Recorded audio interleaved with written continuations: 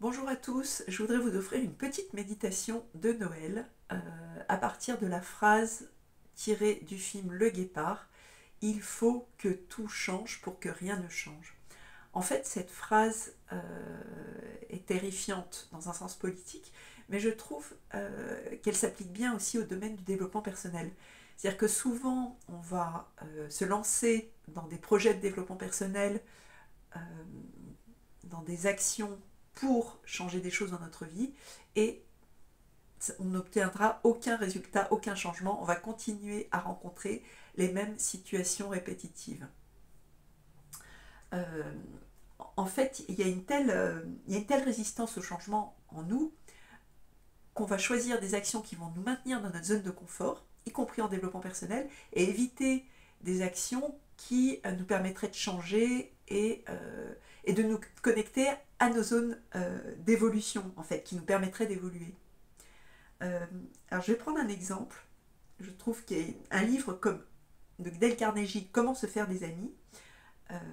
Une des clés du livre, qui est une référence dans le domaine du développement personnel, c'est que pour se faire des amis, il faut savoir écouter les gens et leur poser des questions. Donc, écouter, poser des questions aux gens, c'est quelque chose que j'ai énormément pratiqué. D'abord parce que je m'intéresse sincèrement aux autres, j'ai de l'empathie, j'ai une réelle curiosité de l'autre, et en plus, j'adore absorber de l'information, tout simplement. C'est quelque chose de très agréable pour moi. Donc, quand je fais de nouvelles connaissances, c'est quelque chose d'un peu automatique chez moi. Je vais beaucoup écouter et poser des questions. Mais il y a une chose que je n'avais pas vue, c'est que cette pratique de développement personnel qui est écouter, poser des questions, eh bien, pour moi, c'était le piège. Euh, En fait, euh, j'avais pas vu que quelque part, même si le fait d'écouter, ça participe vraiment à mon attention sincère pour l'autre, c'est aussi, pour moi en tout cas, ça vient d'une zone de peur et d'évitement. Parce qu'en fait, parler, qui est le contraire d'écouter, parler, ça oblige à prendre des risques, ça oblige à parler de soi, à s'exposer. Euh, c'est prendre le risque de déplaire à l'autre, c'est prendre le risque d'être rejeté. Donc parler, quelque part, ça oblige à avoir confiance en soi et confiance en l'autre. Et en fait, j'ai complètement ignoré tout ça, c'est-à-dire que j'ai développé cette habitude d'écouter que je voulais positive, et qui en fait était en train de saper ma confiance en moi, ma confiance en l'autre, mon estime de soi, mon estime de moi-même.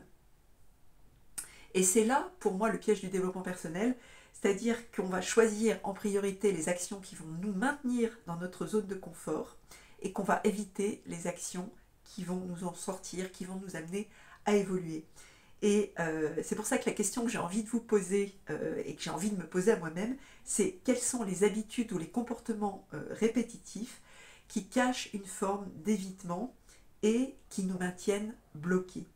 Et en fait, pour moi, la solution, c'est de faire l'inverse de ce qu'on a pratiqué jusqu'à maintenant. C'est-à-dire que si je suis quelqu'un qui parle beaucoup, qui occupe tout l'espace, eh bien, il est temps de faire face, d'affronter les silences, de donner plus de place à l'autre, et de prendre une grande respiration et d'apprendre à écouter les autres. Si je suis quelqu'un qui me cache derrière mes questions et mon écoute, eh bien, c'est le moment d'apprendre à parler avec plaisir de ma vie, c'est le moment d'apprendre à aimer ma vie. Si je suis quelqu'un qui suis plutôt dans l'introspection, il est temps de me projeter dans des situations nouvelles, dans des situations d'improvisation.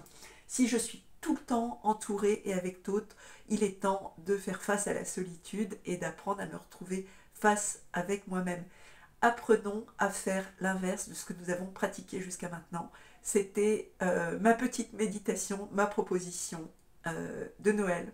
Voilà, je vous embrasse et je vous dis à très bientôt.